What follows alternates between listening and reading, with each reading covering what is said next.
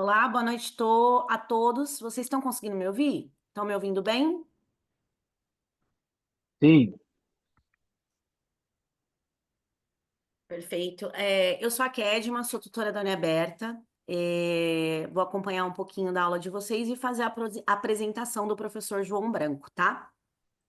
Primeiramente, é uma honra apresentar o professor João Branco, que além de professor também é arqueólogo, especialista em história antiga e arqueologia bíblica, tá? Ele vem com uma atuação em escavações arqueológicas em Israel. E nessa palestra ele vai compartilhar com vocês descobertas arqueológicas e reflexões profundas que os escritos de Israel e Havé, tá? Em textos egípcios. O professor vai conduzir com vocês. Todas as pessoas que estão participando desta aula vão ter condições diferenciadas na pós-graduação de História em Israel, tá? Eu vou enviar todas essas informações no grupo do WhatsApp de vocês, tá bom? A partir de agora, quem vai conduzir com vocês é o professor. Espero que seja uma aula enriquecedora para todos e muito prazerosa. Uma boa noite para vocês. Professor, é com o senhor. ok. Bom, pessoal assistindo, obrigado por estarem presentes, falar com vocês. Antes de a gente iniciar, especialmente no tema e nos achados, eu queria só fazer um combinado com vocês, tá?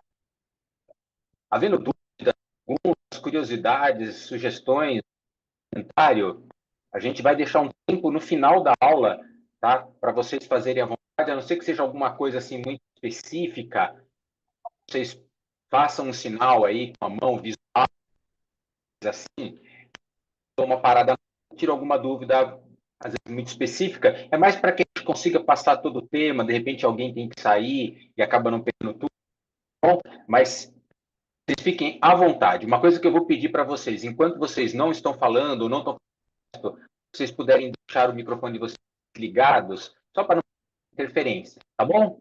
Combinado, gente? Bom, nessa aula que a gente vai estar apresentando hoje,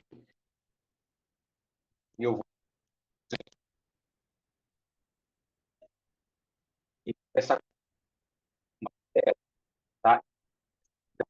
Nós vamos trabalhar com bastante imagem, informações,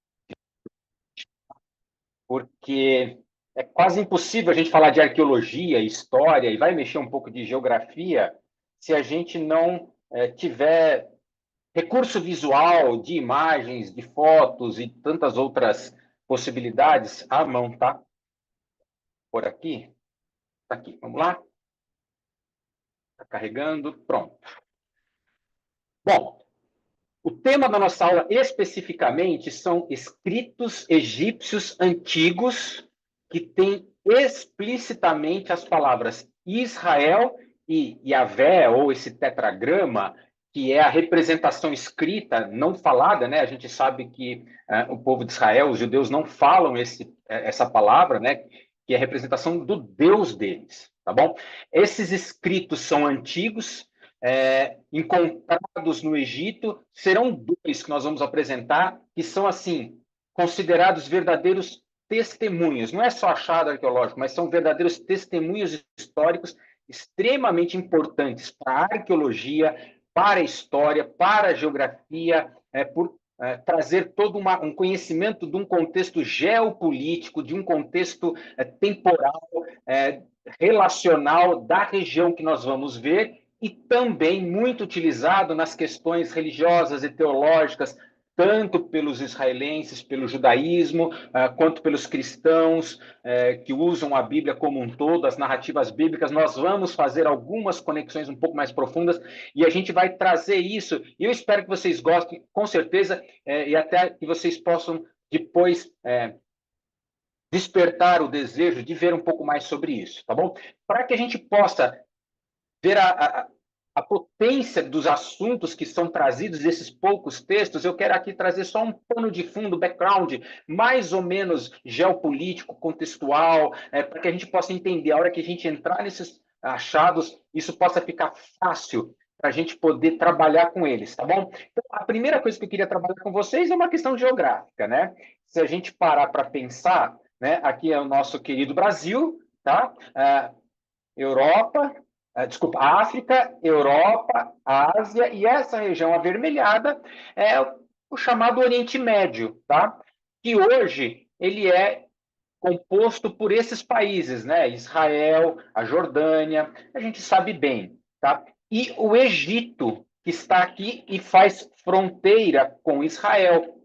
Isso é muito interessante a gente saber. E nesta região também, se vocês forem buscar na memória, é a região conhecida como Crescente Fértil, que é o local onde é considerado berço das civilizações, né? Principalmente aqui na região da Mesopotâmia, com os sumérios, e aí vão formar aqueles impérios acadianos, Hammurabi, Sargão e tudo mais.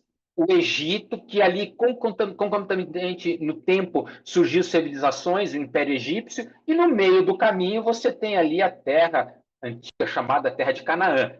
Vocês vão perceber que os rios são extremamente importantes para que isso. Então, de uma forma simples, a gente tem essas três regiões, e é muito importante vocês guardarem que esta terra de Canaã, ela está no meio de duas potências civilizacionais do tempo, da Mesopotâmia e do Egito. Então, ela ficava ali no meio, até uma questão de relevo, né? Você vê toda a região da Mesopotâmia aqui, uma verdadeira planície próximo das águas, você não vê montanhas, você vai ver montanhas aqui ao lado, né? As montanhas de Zagreb, outras montanhas. O Egito aqui, um pedaço dele, você vê também aqui uma região plana por causa do rio, e o mais interessante você vê nessa terra de Canaã, né, o Rio Jordão, que ele corre num vale entre montanhas.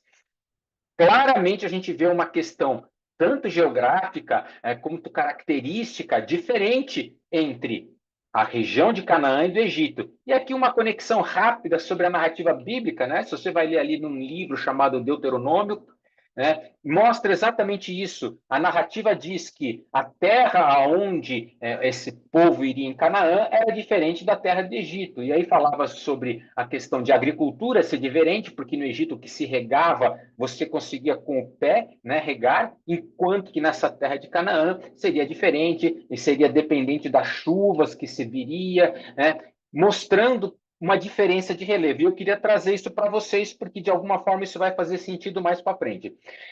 Se estamos falando especificamente de achados egípcios antigos, né? E aqui está o Egito atual, tá? E aí vocês percebem que ele é cortado completamente pelo rio Nilo, e esse rio Nilo corta o Egito e vai além do Egito, tá? Então, passa pelo Egito, vai, cruza a fronteira, vai para o Sudão e continua. E aí é interessante a gente ver uma diferença, se nós voltarmos aqui nesse mapa, aonde você tem os rios da Mesopotâmia e aqui o Nilo. A diferença é que o Nilo corre do sentido de sul para o norte, vamos assim dizer, e os rios da Mesopotâmia correm do sentido norte para o sul, contrário. E por que que eu quero falar isso para vocês? Porque se ele corre, vamos assim dizer, do sul para o norte, essa região aqui é a região mais alta e esta região é a região mais baixa. Então você tem o Alto Egito e o Baixo Egito. Isso é muito importante para a história do Egito e a gente vai entender que isso é legal para a nossa aula.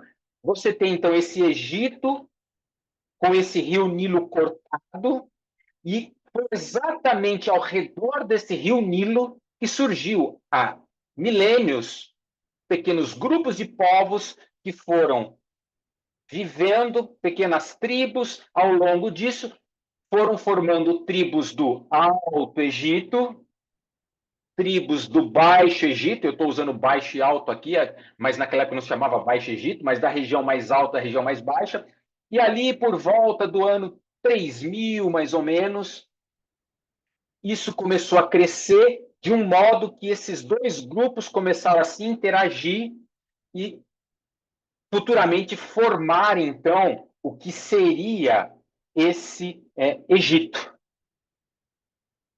O Baixo Egito e o Alto Egito, naquela época, com governos diferentes, uma pessoa conseguiu unificar isso e se tornar o faraó do Alto e do Baixo Egito, que seria então o faraó das duas regiões.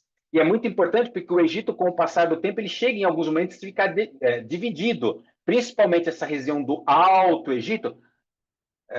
Alguém está dando sinal para falar? Não? Tá bom. Essa região do Alto Egito, ela seria a região muito próxima à Núbia, ou futuramente aos reinos dos Cuxitas, que inclusive é falada no texto bíblico.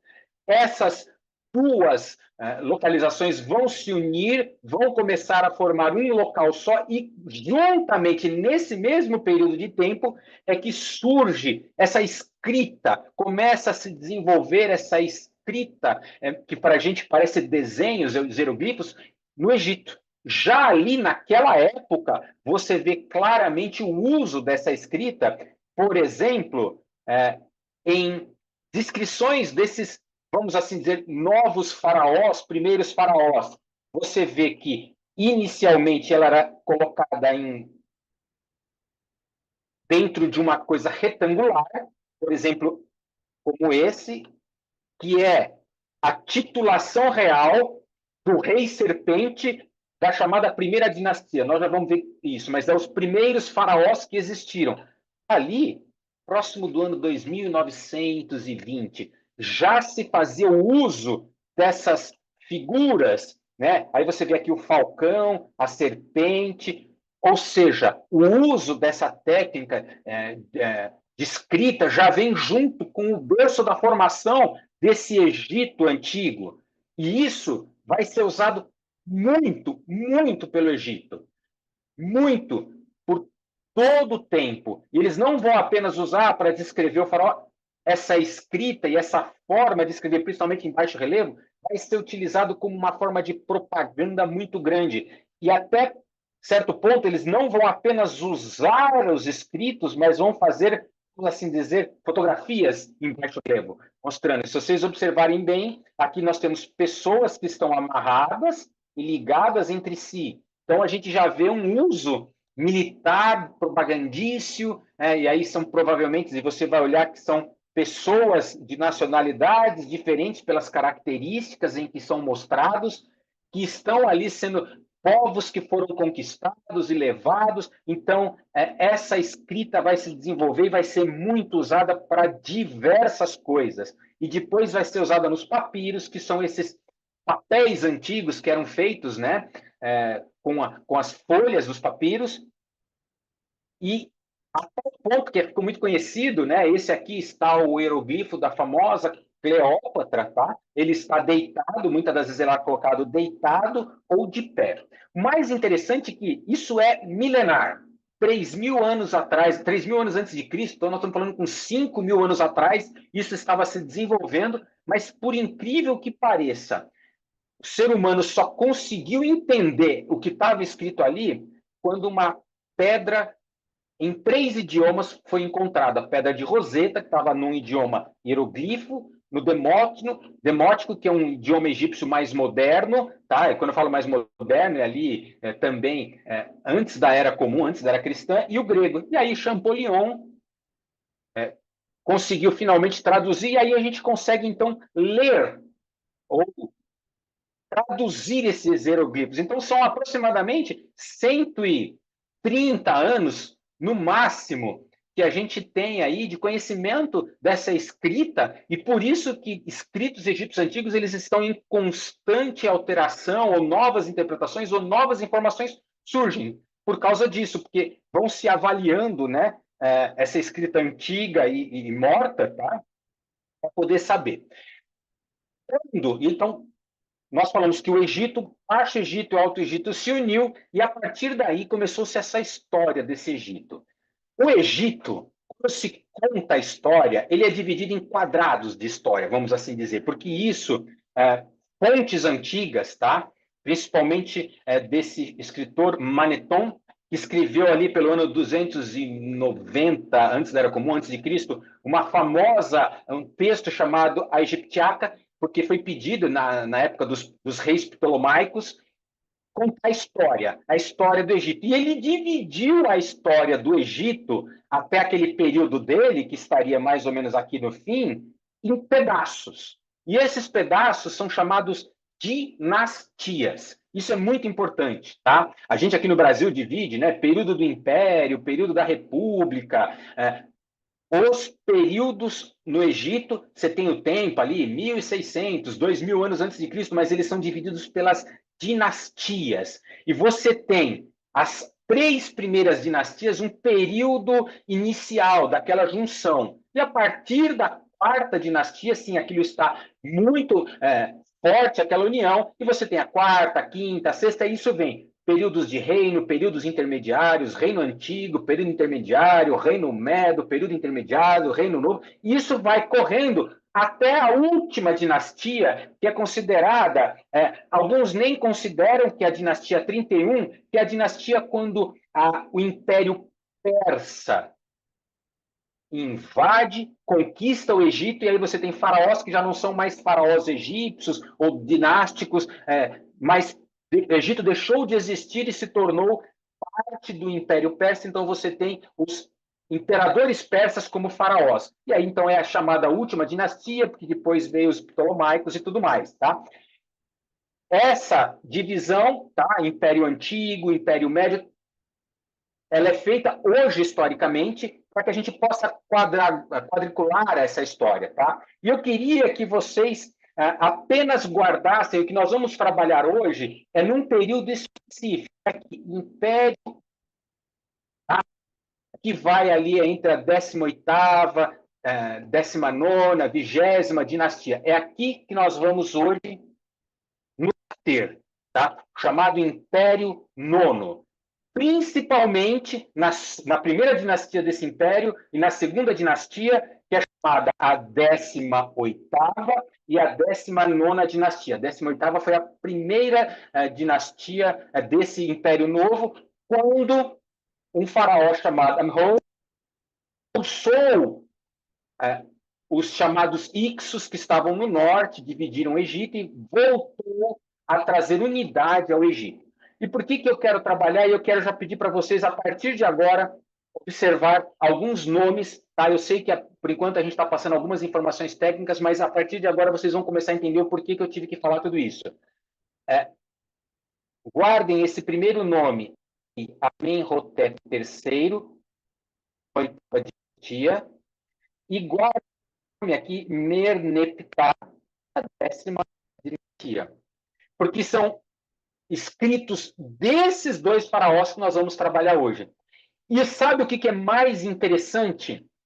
Hoje, os estudiosos, e aí, o porquê desse testemunho desses escritos, hoje os estudiosos, principalmente bíblicos, da narrativa bíblica, egiptólogos, estudiosos cristãos, religiosos, judaicos, eles disputam entre si em duas teorias para dizer em qual época foi o êxodo do Egito. Tá?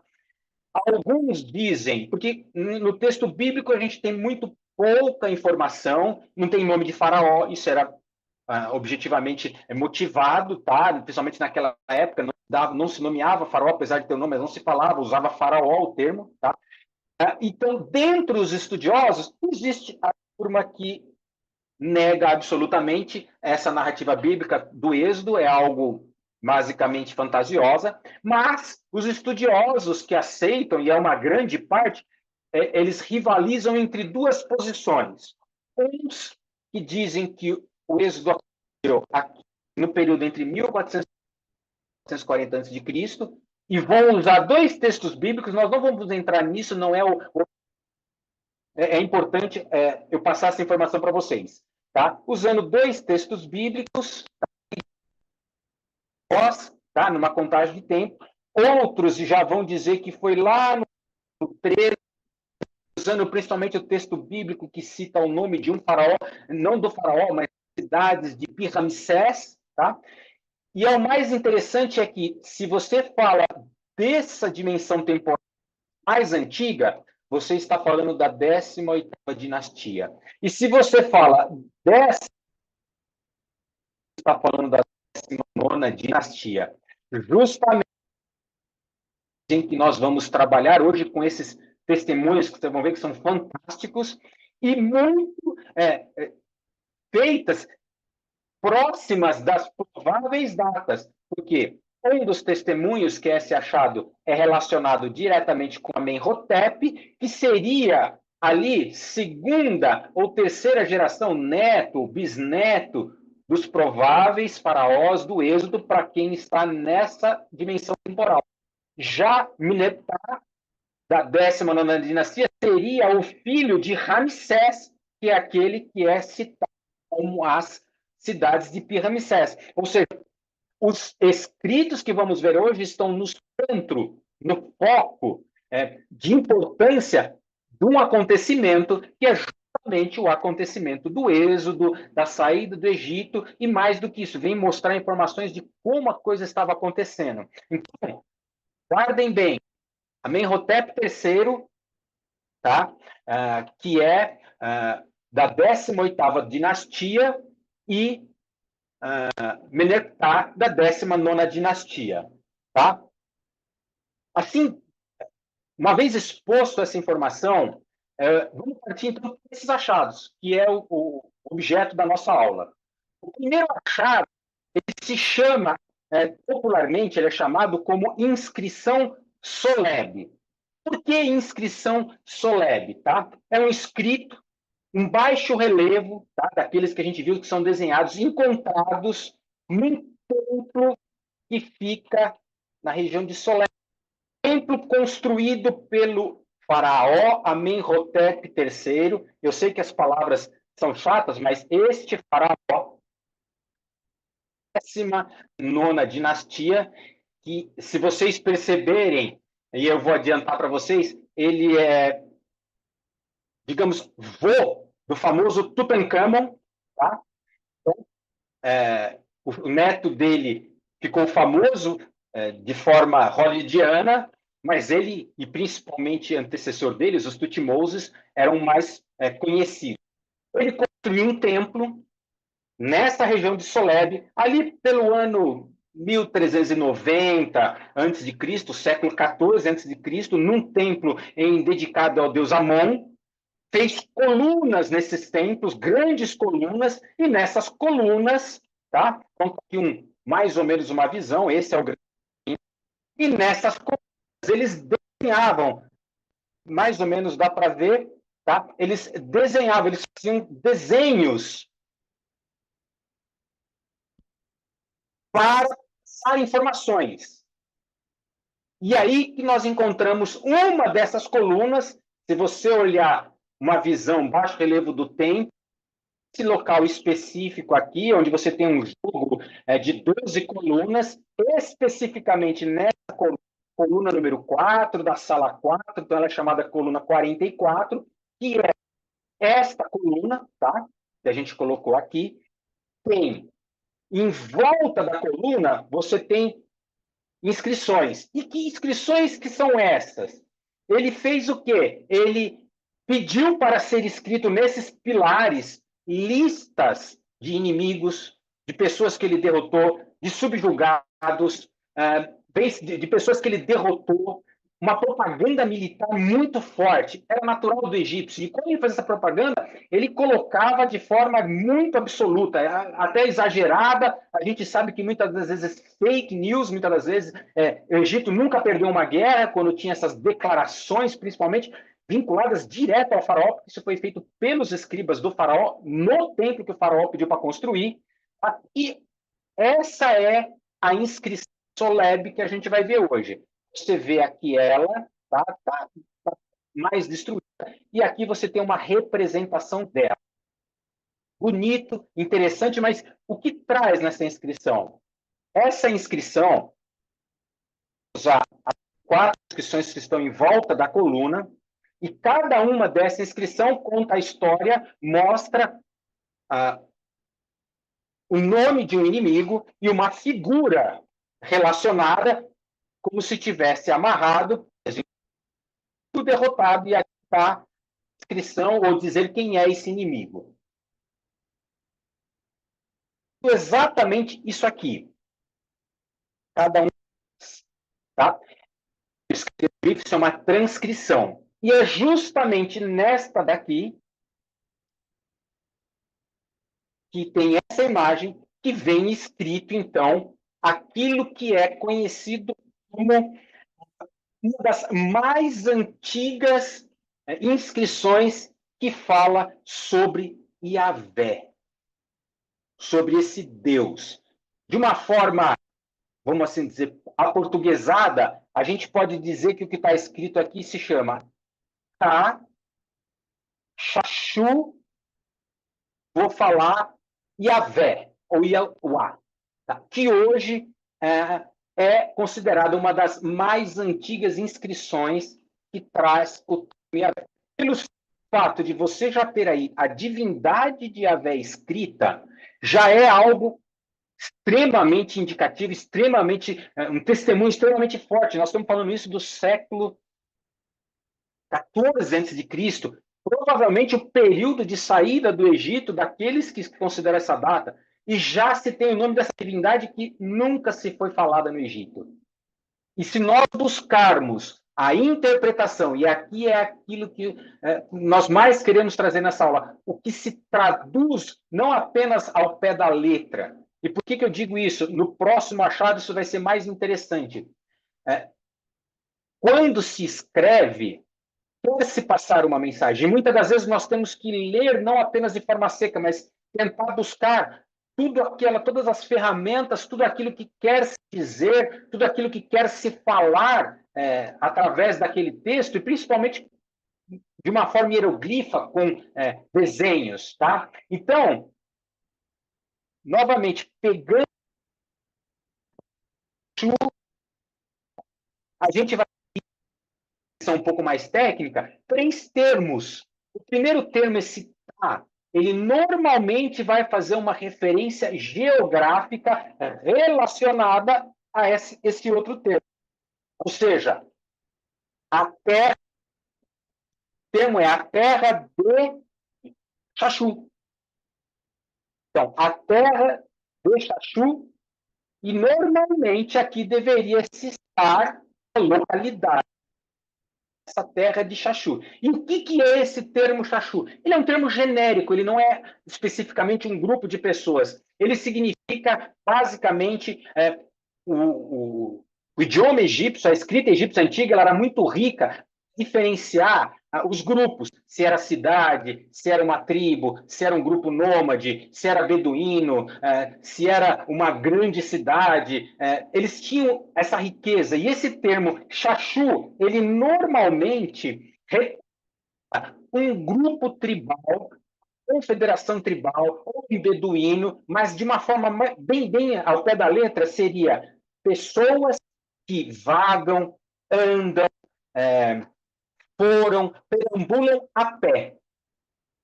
Por isso que é chamado de nômades. Então, a gente já tem a terra dos nômades, ou desses que andam, desses que estão vagando, esse grupo tribal, não é um lugar fixo, uma cidade fixada, mas que tem uma região onde eles andam, onde eles estão, mas não é fixado.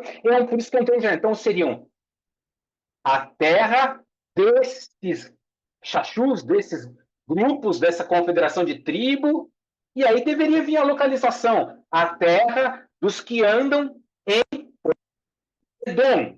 E existem escritos que falam a Xaxu Edom, a terra daqueles que andam Edom, a terra daqueles que andam, e aí o texto, essa palavra Xaxu, que é muito usada, ela se refere a várias localidades desses grupos. Os edomitas, os midianitas, os moabitas, os sírios, os libaneses, amorreus, arameus, cananeus, sempre indicando, mas nessa construção, quem escreveu, o escriba, não tinha uma localização aparentemente para dar, mas qual foi a característica que ele quis dar que não fosse geográfica para esse grupo? Da sua divindade, Yahvé. Muita gente discutiu, será que Yahvé também não é um lugar? Afinal de contas, era muito normal alguns lugares terem o nome das suas divindades, mas nunca se achou até hoje nada, absolutamente nada, em termos de cidade, localização, monte, montanha, rio, qualquer toponomia relacionada a Yahvé. Não existe. Os próprios judeus não usavam o termo Yahvé para absolutamente nada. Então, quando se fala Yahvé, simplesmente está se querendo dizer aquela divindade, aquele Deus desse grupo que está andando. De forma que, para o Egito, para aquele escriba, para aquele faraó, esse povo que ele estava vinculado, que era um inimigo dele, eram aqueles que estavam ainda de uma forma seminômade, vivendo de uma forma tribal, mas a característica principal deles era o Deus dele, a adoração deles. Por isso que quando a gente olha isso, a gente traduz, é traduzido como a terra do Xaxu de Iavé. O Egito, eles tinham muito secretismo, eles aceitavam deuses de outros povos, né? Asterate, Anate, Refesh, outros deuses, e nunca existiu uma divindade sequer aceita ou sequer conhecida dentro do Egito, chamada Yahvé. E aí a gente vem trazer a reflexão ou as conclusões, um texto do século XIV antes de Cristo, muito próximo ali, ou um período do Egito, ou um período de escravidão, dependendo de qual você aceita a sua linhagem de tempo, falando de um povo que andava naquela região, que estava ali no sul de Canaã, que é representado, e que o principal característica era o nome do seu Deus. Se vocês lembrarem, e aí eu vou especificamente na narrativa bíblica, quando Moisés conversou com o faraó, isso está bem explícito no livro de Êxodos, capítulo 5, versículo 2, esse faraó, ele deixa bem claro para Moisés, quem é o seu Deus? Não conheço. Mas conheço, é esse a quem você vem. Logo em seguida, no Êxodo, no capítulo 7 do Êxodo, versículo 17, Deus se apresenta ao faraó e fala assim, eu sou Javé. E lá, mais para frente, diante das pragas que estavam acontecendo, o texto da narrativa bíblica diz lá em Êxodo 8 que conheceu Deus. E aí, nós conhecemos a história das 10 que vieram, trazidas pelo Deus daquele povo que estava pedindo a saída, o Êxodo, que inicialmente não se conhecia esse Deus, e que isso marcou esse povo de tal forma que está conhecido entre o faraó. Coincidências ou um testemunho claro da existência de um povo, da existência de um grupo, e por isso que muitos dizem que esse achado é uma forte evidência da existência de um grupo. Tá? Não era exatamente um povo constituído numa cidade por volta do ano 1400, que era um grupo distinto de pessoas distintas que adoravam um Deus distinto próprio chamado Yahvé, não conhecido, porque não se conhece, não há história no Egito sobre isso, sem compatibilidade religiosa, e que servia a essa divindade, e que foi essa divindade que os ajudou. Aqui, então, a gente entende, numa avaliação técnica simples, que esse achado é um verdadeiro testemunho que vem nos levar a um contexto histórico, geográfico, religioso, geopolítico, de um tempo que muito pouco se é aceito sobre o período, seja de escravidão, seja de êxodo, ou seja no período de entrada de conquista deste povo que estava ali, que é chamado Israel. Tá? O segundo escrito que eu quero trazer para hoje, escrito que chama Estela de Merneptah. Merneptah, como já vimos, é o nome do próprio faraó, ali da 18ª dinastia, da 19ª dinastia, filho do poderosíssimo, do mais poderoso, do mais grandioso faraó Ramsés, que reinou ali por quase 60 anos, tá? E que no período de Ramsés, o poder egípcio ele se estendia a A ascendência egípcia se estendia por toda Canaã. Tá? Canaã tinha seus povos, tinha suas tribos, tinha cidades famosas na época, tá? Uma delas, Hazor, tá? Que foi aquela que Josué invadiu e queimou, e que nela tinha, inclusive, cabeças metálicas de faraós, havia uma conexão muito grande, mas Canaã nunca foi egípcia. Era um lugar vassalo egípcio, vamos assim dizer, tá? Apesar de ter as suas autonomias, as suas cidades. E Ramsés foi um dos que dominou e brigou com outros impérios próximos por esse domínio, porque Canaã ficava na passagem. Numa dessas batalhas de Ramsés é muito conhecida, altamente documentada na época, ao norte, quase ao norte de Canaã, ele brigou com um reino ao norte chamado Reino Hitita, uma briga que ele foi pessoalmente, se feriu, e nessa briga houve um enfraquecimento desses dois, tanto do Egito quanto de Hitita. E esse enfraquecimento ele percorreu durante todo o reinado de Ramsés, e o filho de Ramsés, Merneptah, quis trazer de novo esse poder, vamos assim dizer, ao Egito, e ele então começou a fazer campanhas militares para trazer de novo todo esse esplendor, ou tentar trazer o esplendor do pai. E por isso, campanhas militares, vitórias, propagandas sobre o que o faraó fez, quão grande é o faraó, eram colocadas em pedras como essas,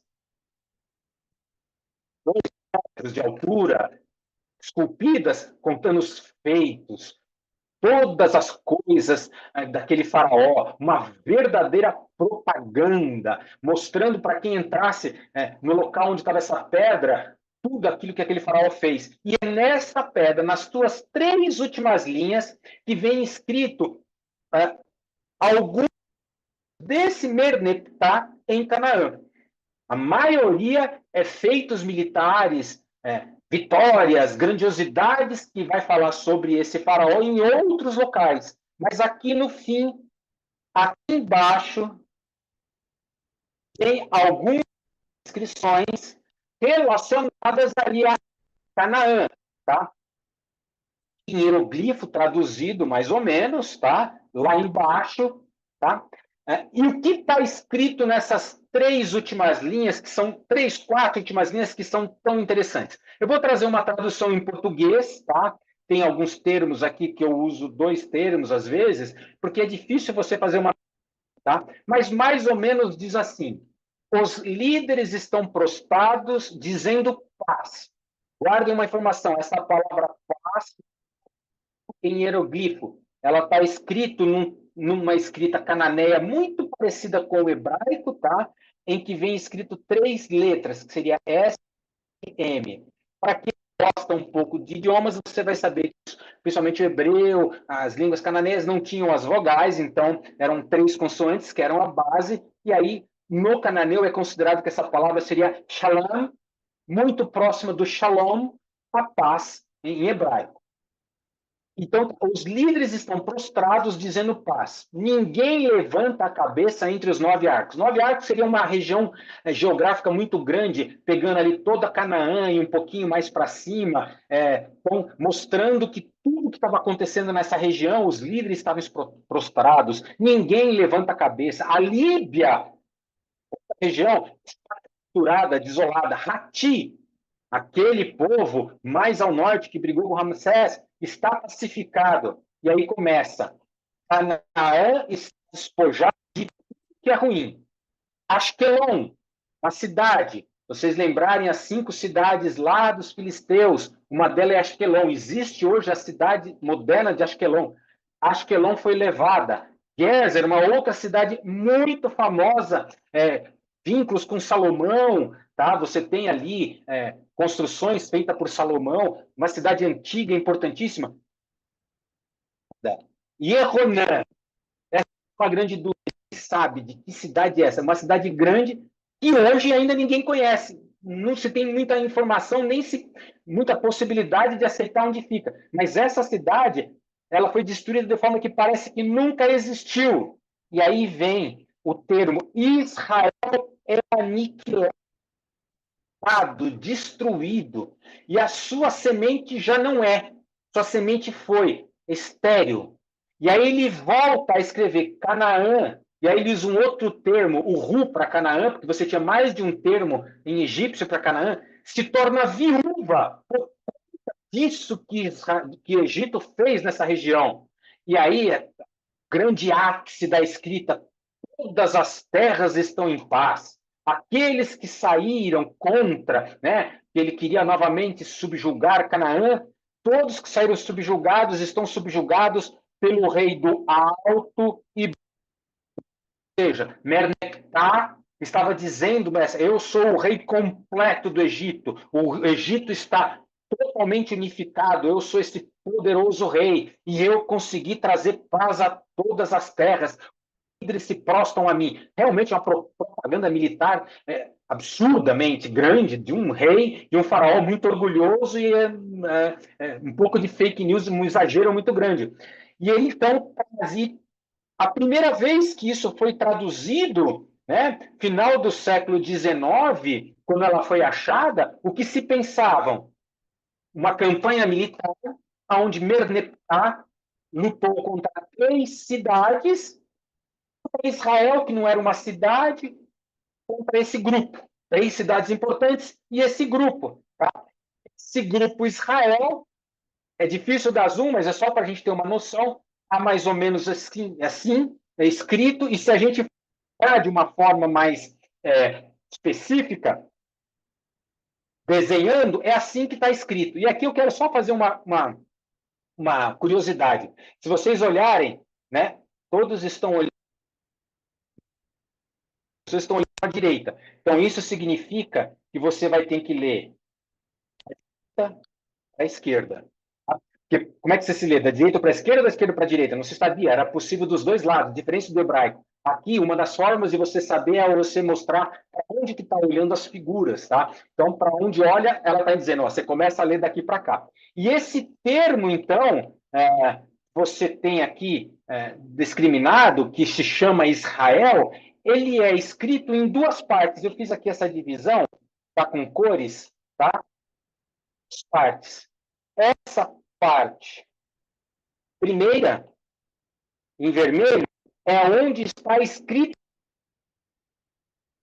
E essa outra parte aqui, os egípcios faziam depois de algumas palavras para mostrar exatamente o que ele estava querendo dizer com isso, né? Então, trazendo aqui para um português, né? Manga e manga. O que você quer dizer com isso? Então, você escreve alguma coisa antes para você dizer se aquilo é uma fruta ou uma manga de camisa.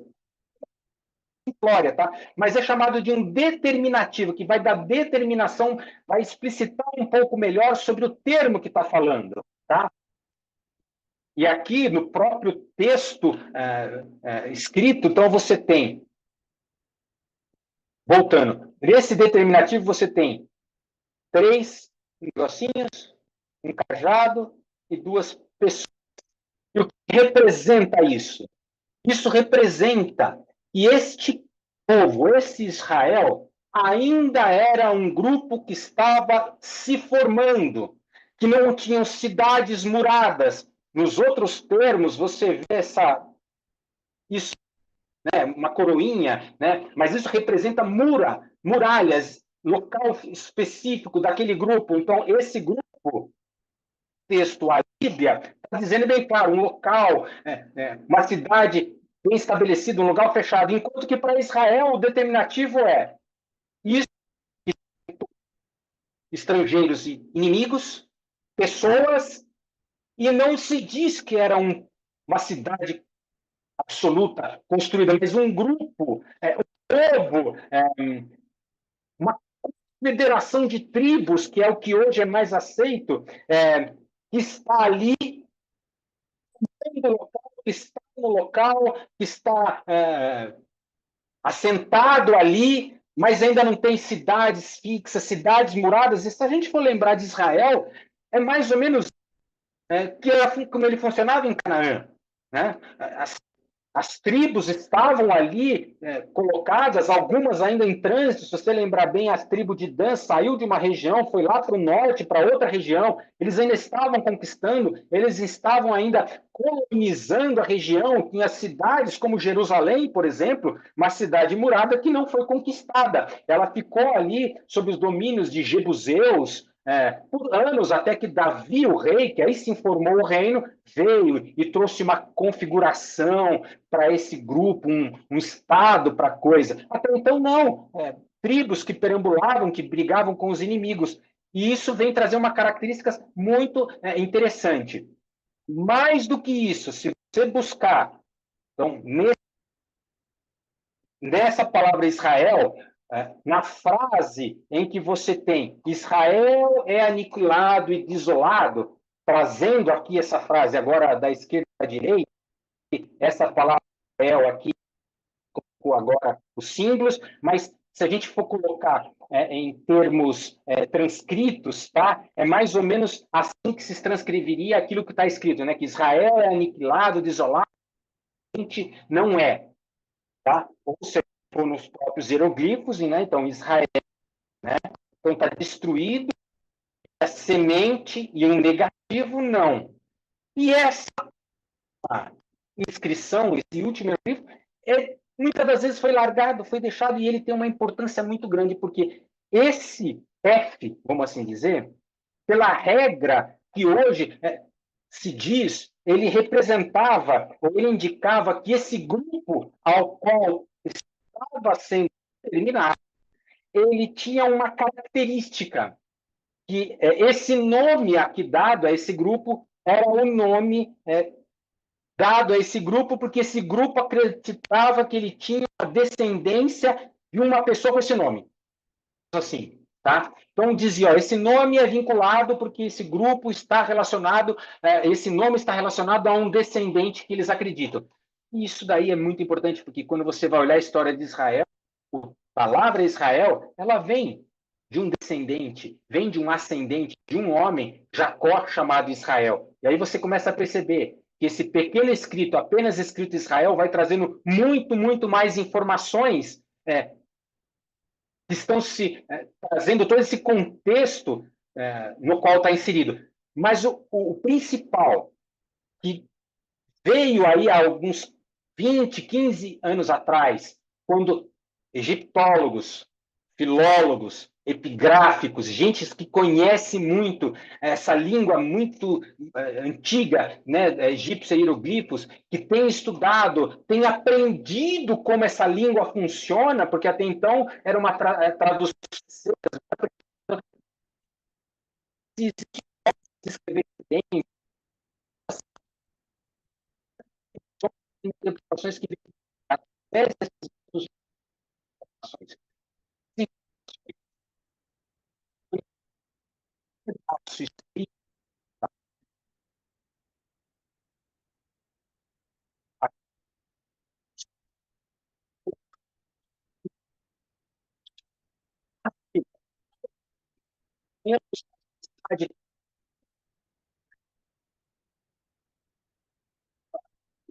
Essa poesia, né? Sempre pense, né? Sempre pense em coisa um pouco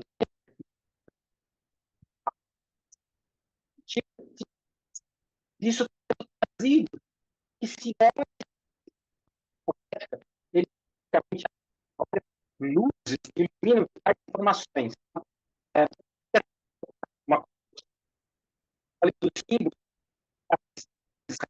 símbolo,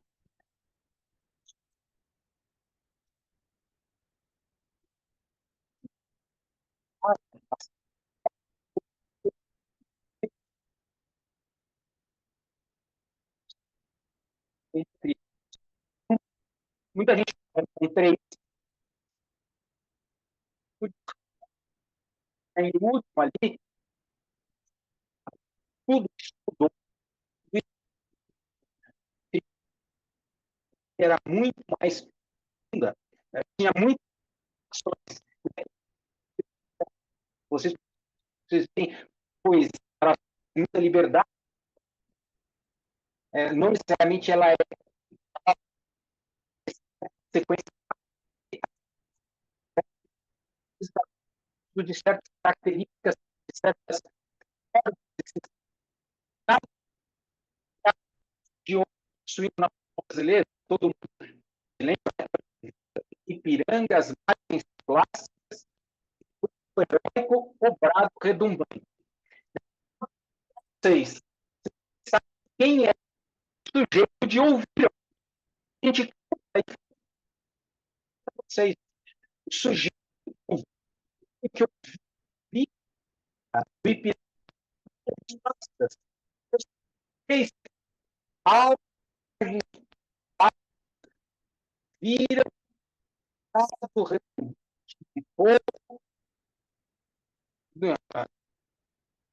Aí você fala, mas ouve de figura de linguagem, a literalidade, justamente nessa linha que foi essa parte que foi trabalhado isso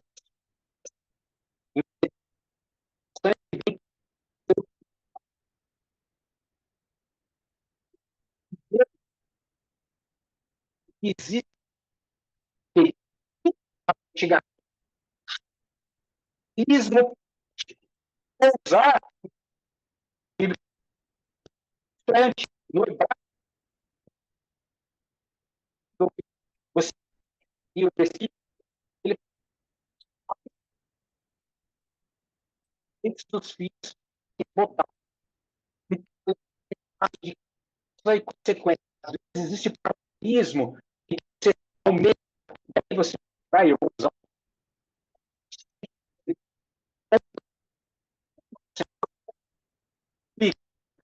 paralelismo, você faz mais ênfase outra resposta, outra esse paralelismo causa e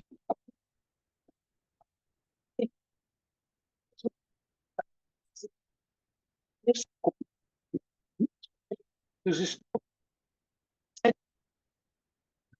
nomes da grafia do estudo do Egito, Samuel e o professor Sanger, vinculado e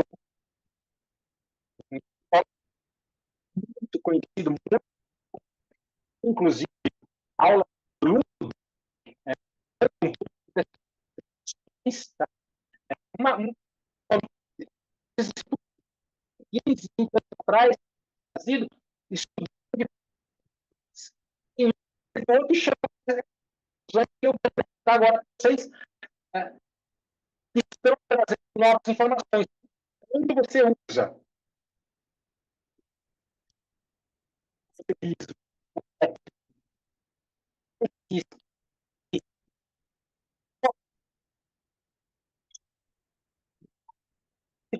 Liberdade, os nos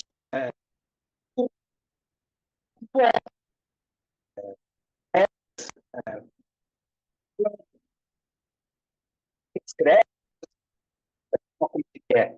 Justamente isso influencia para ele seguinte conclusão posta. As duas frases aqui. A é lá seguinte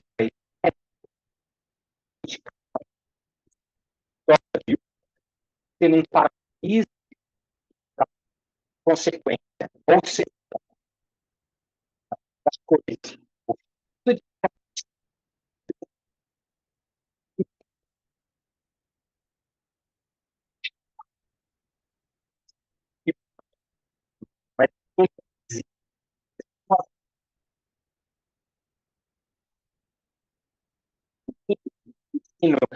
Todo um contexto de outros entenderam que realmente essa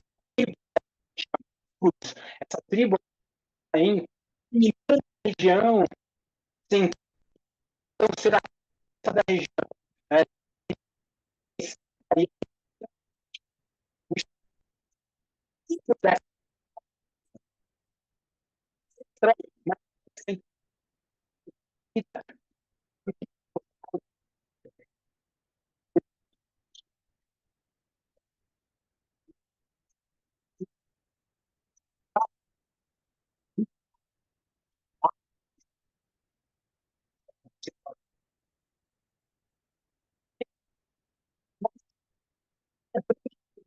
isso, lá,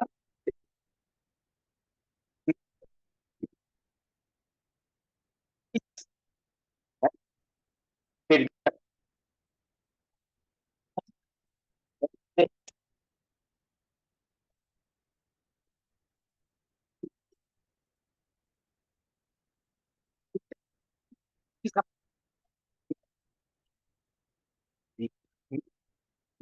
mas o Israel, né?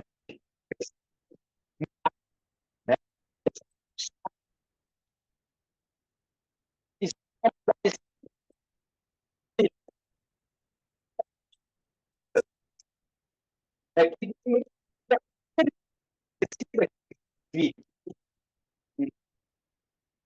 ah,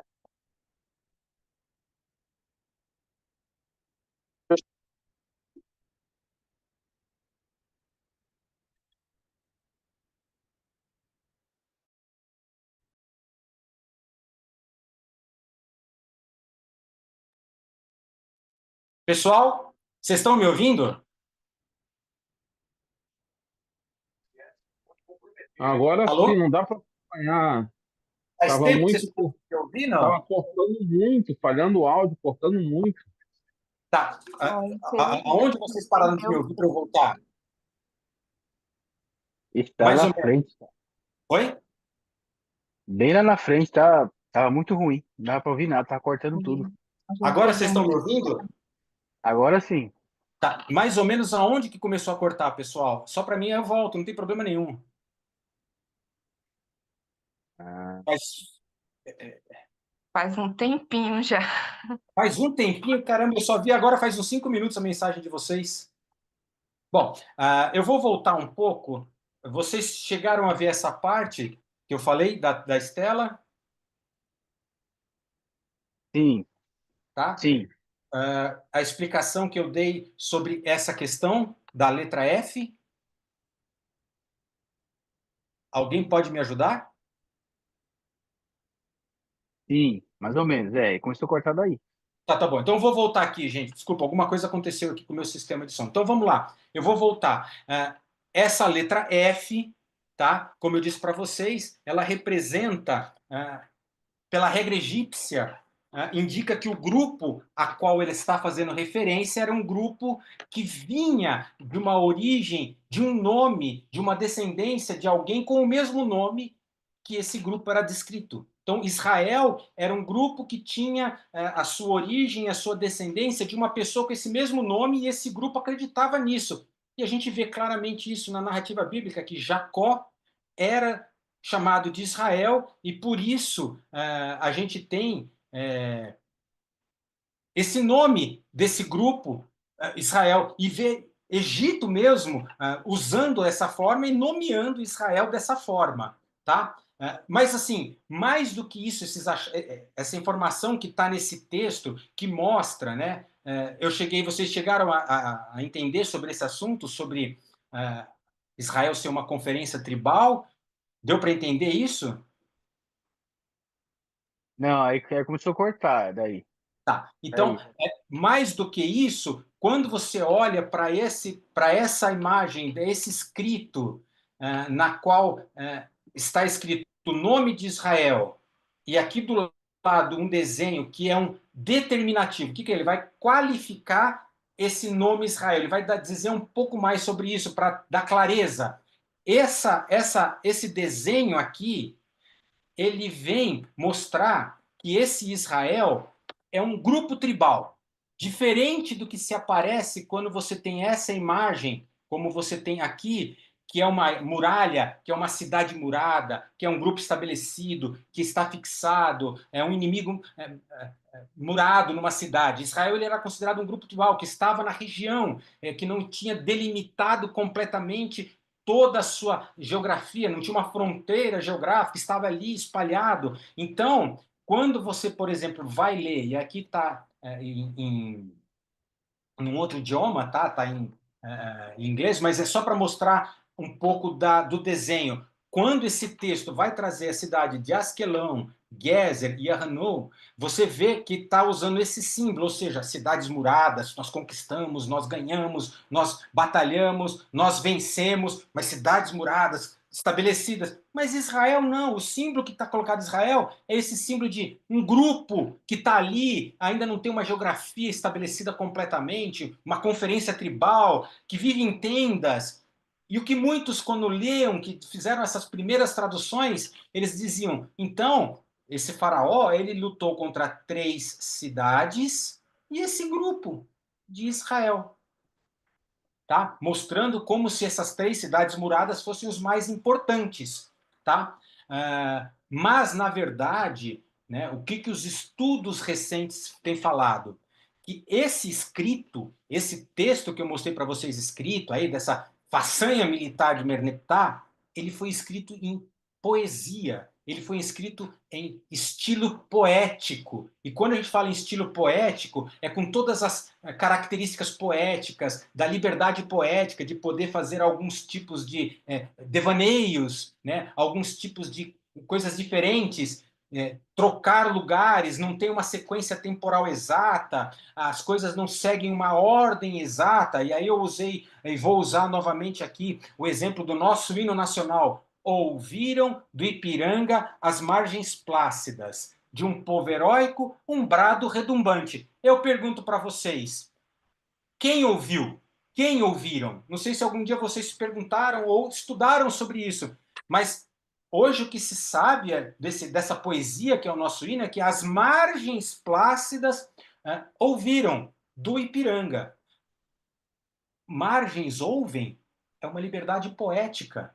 Trocou de posição, fez uma mudança, fez uma brincadeira, um jogo de palavras. E isso também acontecia nessa poesia que era feita antigamente com várias características. Um dos exemplos de característica de poesia antiga é o chamado paralelismo, na qual você tem 2 frases que se conectam entre si, que precisam de uma da outra, e tem uma relação direta uma com a outra, pode ser um paralelismo de igualdade, de acentuamento, como, por exemplo, e aí eu vou no texto bíblico, Salmo 142, com a minha voz clamo ao Senhor, com a minha voz ao Senhor suplico.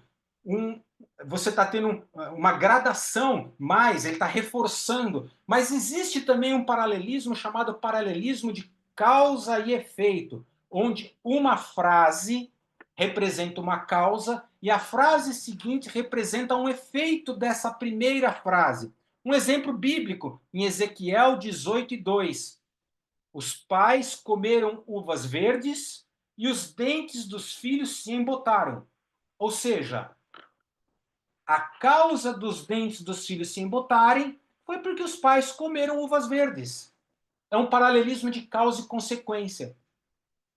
Uma forma poética da língua hebraica. E estudiosos recentes, ali 15, 20 anos, famosos, Samuel Arituve e Lawrence Steiger, egiptólogos, epigrafistas, famosos, conhecedores, vinculados a Harvard, a universidades em Jerusalém, começaram a trazer toda essa bagagem de informação que tem se conhecido sobre essa língua egípcia, sobre essa escrita, porque é muito recente, e isso, os estudos estão mostrando como que se construíam, como eles usavam, como se fazia as poesias, e aí você vai ler e você vai tirar mais informações. E justamente esses 2 fizeram 2 trabalhos, sem saber, separados, sem conhecer, e chegaram a conclusões parecidas, que é o que eu quero apresentar vinculado a esse paralelismo.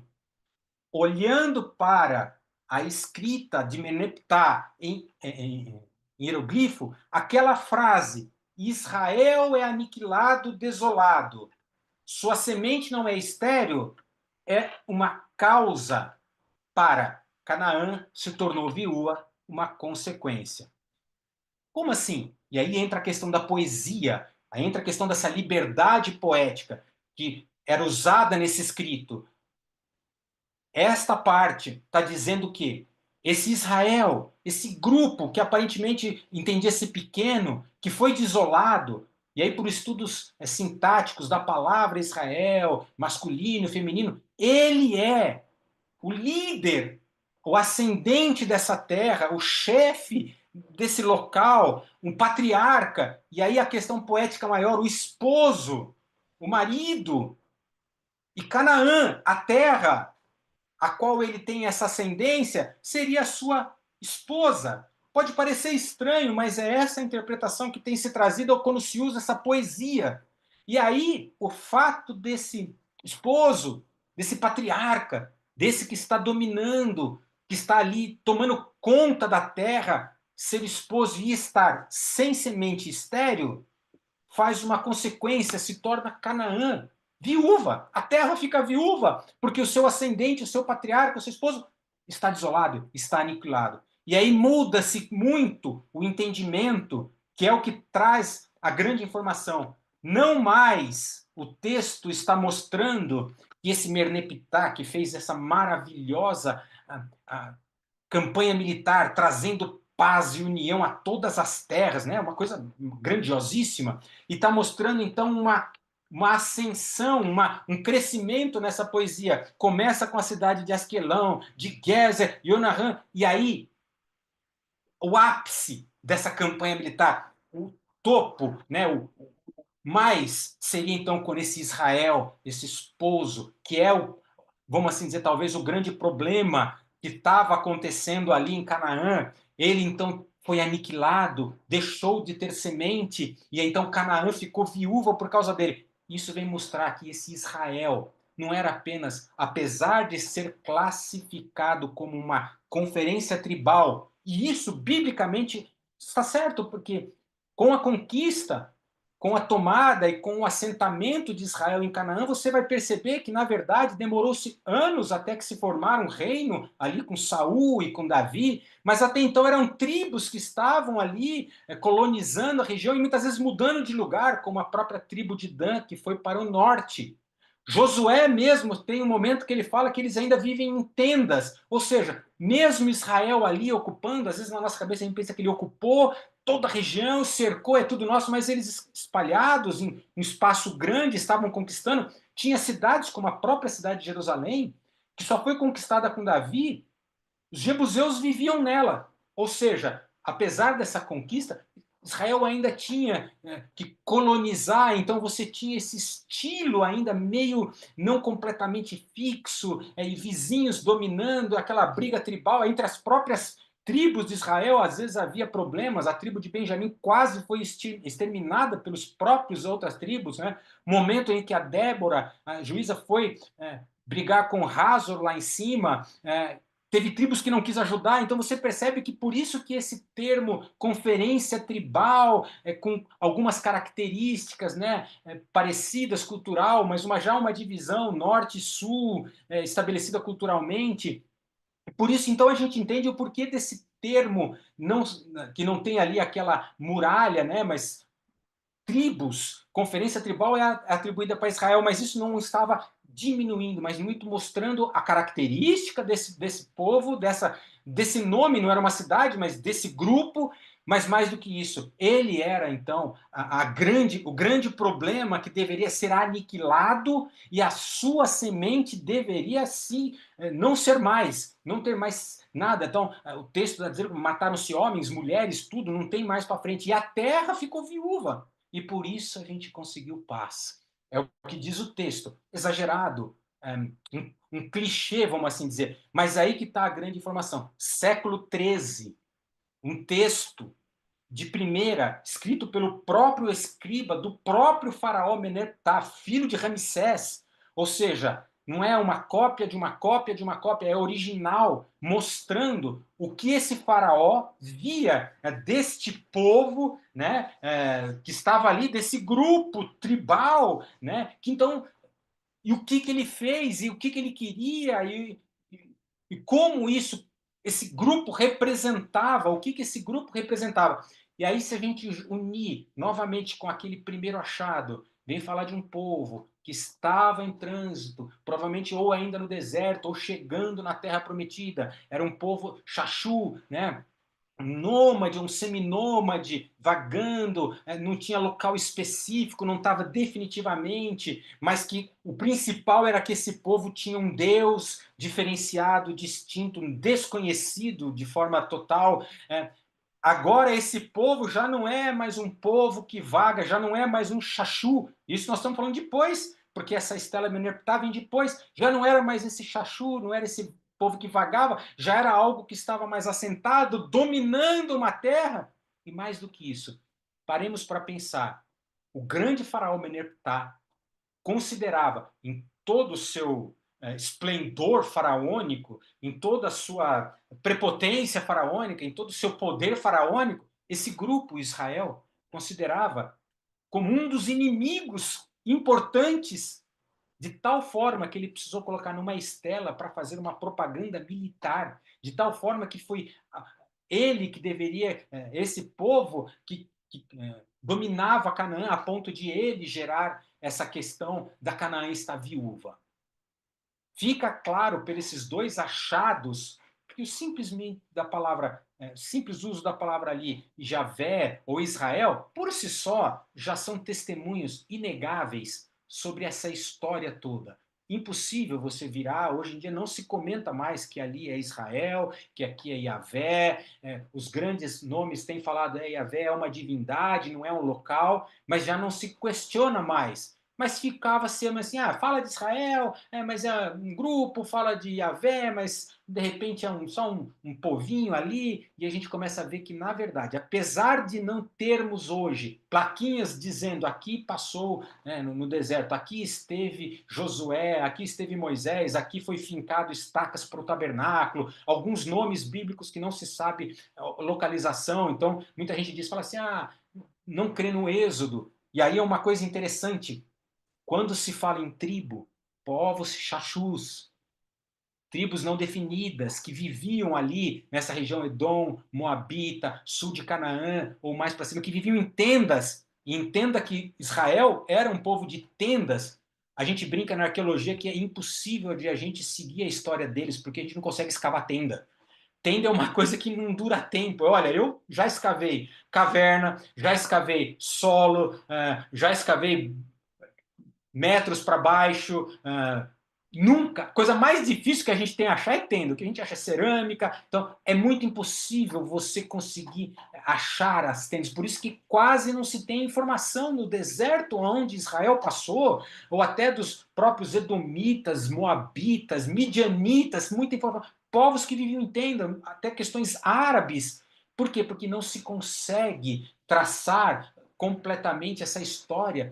Mas se você não tem isso de forma clara, a gente tem esses textos que traduzem isso e que mostram de forma muito interessante essa história, o contexto, a relação de Egito com Canaã, como que Canaã era vista pelo Egito, como que inicialmente o Egito classificava esse povo que adorava Yahvé, como que tinha esse povo que estava lá, que era um inimigo a ser destruído a tal ponto de se colocar numa estela grandiosa, num templo de Amon, né? E Meneptah fez isso, e esse Israel era essa potência, vamos assim dizer, tá? E aí alguns perguntam, né? Normalmente quando eu falo sobre isso, alguns perguntam, mas aqui ele fala que Israel foi aniquilado. Israel foi realmente aniquilado? E aí eu vou dizer para vocês que assim é uma forma de linguagem, é um clichê, uma hipérbole, um exagero. Várias vezes o Egito faz isso. Ele nunca, diferente da Bíblia, que você vê derrotas de Israel, o Egito nunca escreveu suas derrotas. Tá? Nunca teve derrotas. No máximo empatou quando foi uma grande luta. E eles falsificavam, faziam cancelamento, que a gente chama hoje. Falsificações, recentemente foi descoberto falsificações nos templos de Karnak. Eles punham uma massa corrida, vamos assim dizer, em cima de alguma coisa que foi escrita e reescreviam. Tem um estudo fantástico sobre isso, mostrando de o rei Ramsés e Meneptah. A mesma coisa. Tá? eles adoravam fazer essa mega, ultra propaganda militar, tá? Uma retórica, era natural o Egito fazer essa retórica grandiosa desse faraó orgulhoso. O faraó nunca ia mostrar que perdeu ou que foi uma coisa simples, mas ele tinha que fazer isso, tá? Não existe no texto bíblico uma contrapartida, que a gente chama a narração de uma provável guerra com o Egito, assim como outras coisas a narrativa bíblica não traz, ela foca em algumas coisas. A própria guerra, muito bem falada, de Ramsés II com um povo norte chamado Ati, os hititas, que é mundialmente conhecido, a Bíblia não fala. O próprio rei Josias, que foi assassinado por um faraó Neco em Meguido, isso está na Bíblia, mas não conta o que foi aquilo, que foi uma briga muito grande de povos misturados, Egito contra babilônicos, uma guerra. A Bíblia silencia. Por quê? Não sabemos, tá? A Bíblia é um livro que não é uma história absoluta, mas a gente consegue olhar para algumas coisas e entender, e as narrativas da história bíblica, que muitas vezes parece não fazer sentido, a gente vai olhar, a gente vai perceber que todo o contexto político, religioso, temporal, geográfico, geopolítico que estava ali presente nesses textos egípcios, textos difíceis, antigos, vem mostrar que esse contexto ele era real. E quando a gente fala egípcio é muito interessante porque muita gente fala assim, poxa vida, mas o Egito nunca falou grandemente de alguma luta com Israel, a não ser essa. O Egito só se olhava para si. Grandiosos são eles, orgulhosos, fazemos propaganda própria. Israel, a gente vê na Bíblia como um dos povos mais importantes, mas para o Egito aquela importância maravilhosa, aquele povo que vagava pelo deserto era mais um povo, assim como tantos outros entraram e saíram do Egito, e eles foram para Israel, foram um inimigo a ser derrotado lá em Canaã, porque estavam atrapalhando o poderio de Israel em Canaã. Tá bom? Gente, esses dois achados, eles vêm trazer isso, tá? De uma forma simples e técnica, a gente mostrou. Eu queria deixar esse período final agora para, se vocês tiverem algumas dúvidas, alguma fala, a gente estender um pouquinho, vocês me desculpem, eu não sei o que aconteceu com o áudio, espero ter voltado a tempo e ter conseguido falar e vocês entenderem. Alguma dúvida, alguma pergunta, alguma coisa que vocês gostariam de acrescentar, por favor, fiquem à vontade. É só ligar o áudio de vocês, se vocês conseguirem, acredito que sim, e fiquem à vontade.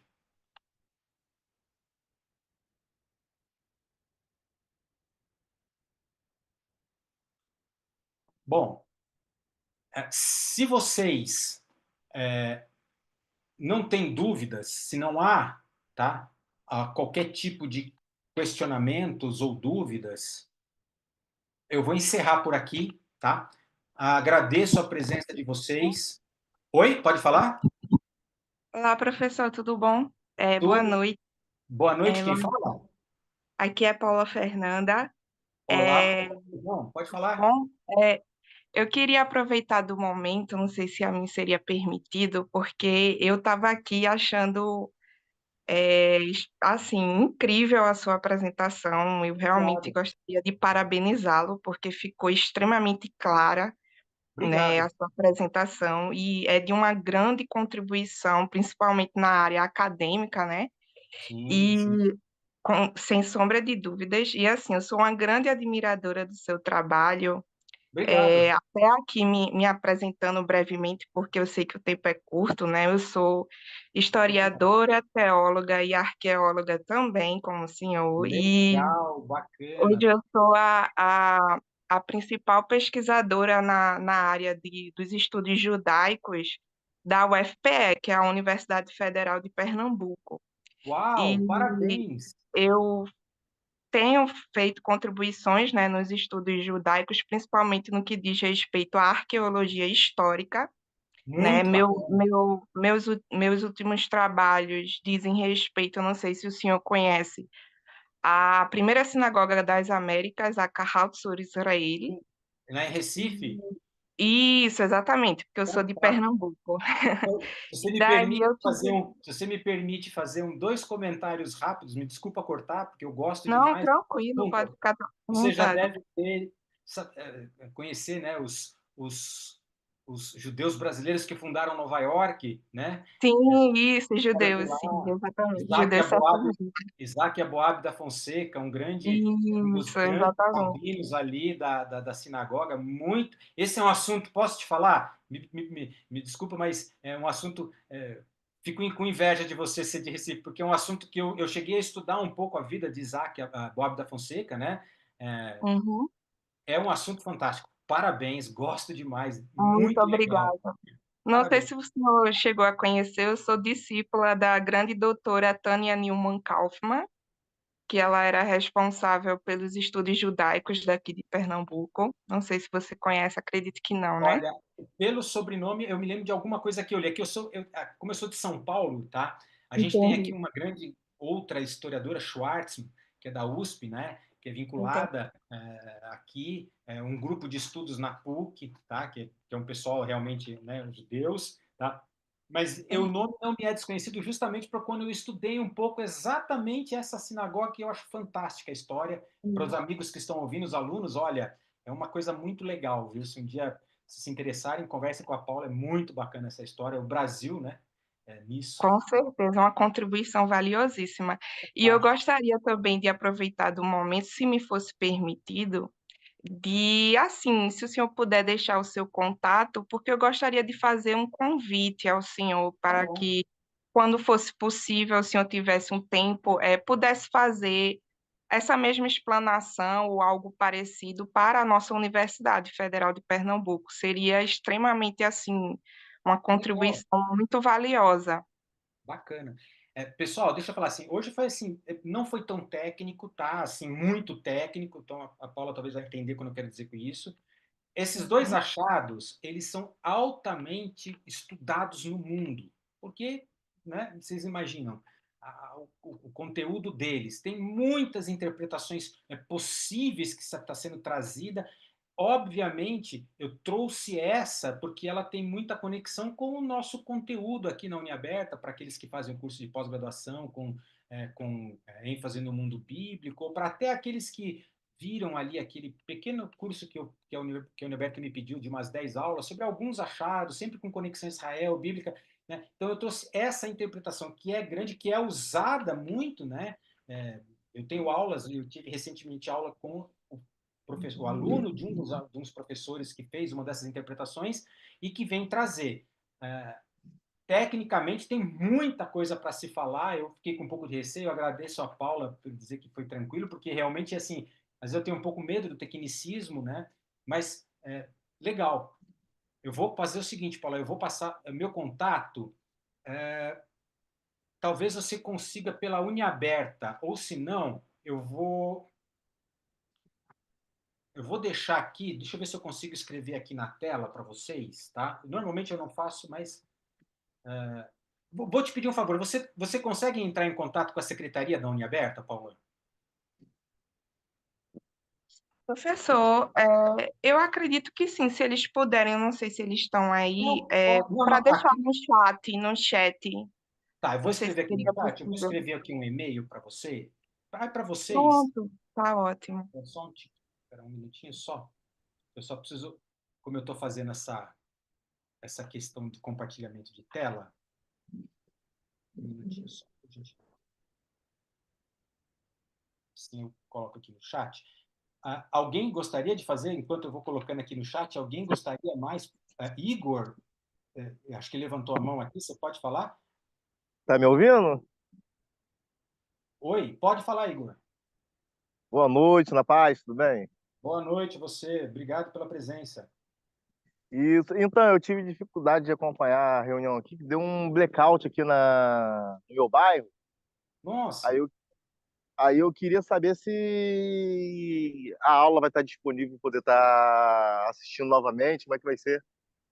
Ou não? olha, eu acredito, eu posso estar enganado, eu não sei, parece que no meio da aula a gente teve algum problema técnico também com o meu microfone, eu não sei o que aconteceu, eu vou ver, vou perguntar. Talvez a própria universidade, a Universidade Aberta, vai disponibilizar isso, tá? Eu não tenho certeza. Eu vou aqui deixar um e-mail que eu uso pela Uniaberta, porque os alunos entram em contato comigo. para que vocês possam, se quiserem, entrar em contato comigo. Eu estou escrevendo aqui no chat. Pronto. Falar e escrever ao mesmo tempo não é uma das minhas virtudes. Eu não sei se tá dando para ver a escuridão que eu tô aqui, tá vendo? Tô vendo. Aliás, eu tô vendo tudo escuro, realmente. Eu mandei para você, Paula, você que está aí, ó, tá aí o meu e-mail, tá? Fique à vontade, pode escrever, a gente conversa, não tem problema nenhum. Acredito, Igor, que talvez a Uniaberta vá disponibilizar essa aula, vai deixar na plataforma da Uniaberta. Eu já não sei te dizer com certeza, tá? A gente obedece, né? Eles pedem para mim fazer a aula, eles pedem para mim gravar e tudo mais, e aí é com eles, tá? Mas, ó, você pode entrar em contato lá na secretaria da Uniaberta, no telefone deles, você pode falar tem a Kedman, aquela que vocês viram logo no começo, quem estava presente no começo da aula, que a Kedman é uma das tutoras. Você tem uma outra pessoa chamada Camila, tem uma outra pessoa chamada Caris, tá? Qualquer uma que você falar dessas três, você pode perguntar, olha, são pessoas super, super fáceis, acessíveis, tá? Inclusive até a Paula, se quiser algum contato outro, tá? Eu estou passando esse, ou de repente você quiser alguma coisa, conversa com eles lá, que eles também podem te ajudar, tá? E aí, só que eu não sei te dizer se vai ficar realmente na plataforma disponível, isso eu não tenho certeza, tá? Mas é uma pena. Conforme for, de repente, se a universidade, uma nova aula, tá? Que eles me peçam, que a gente faça, vai ser um prazer. Tá bom? Alguém mais? Com certeza, a satisfação vai ser toda Ó, minha. eu Já está sendo, né? joia. Obrigado, obrigado. Alguém mais? Alguma pergunta? Alguém está com aberto? Alguma pergunta a mais? Bom, aparentemente não tem perguntas, tá? Pelo que eu percebo, tá? Então, fico feliz, imagino que vocês entenderam. É um técnico, bem técnico, essa questão que a gente apresentou, e era proposital, porque a gente queria trazer uma aula um pouco mais densa, profunda, né? De não ficar apenas mostrando notícias que se encontra aí pela internet, achou-se isso, achou-se aquilo, que depois acaba sendo desqualificado, né? Mas alguma coisa cientificamente embasada, forte, tá? Para que vocês também gostassem um pouco mais de arqueologia e, quem sabe, um dia seguissem esse caminho. Gente, agradeço a presença de vocês. Desculpem aí aquela questão técnica, vou ver o que aconteceu. Espero que eu tenha conseguido voltar no tema ali onde a gente parou e que tudo foi completo. A aula foi muito legal. Muito obrigado. A gente se vê provavelmente em próximas possibilidades. Valeu. Bom final de semana para vocês. Um abraço a todos. Até.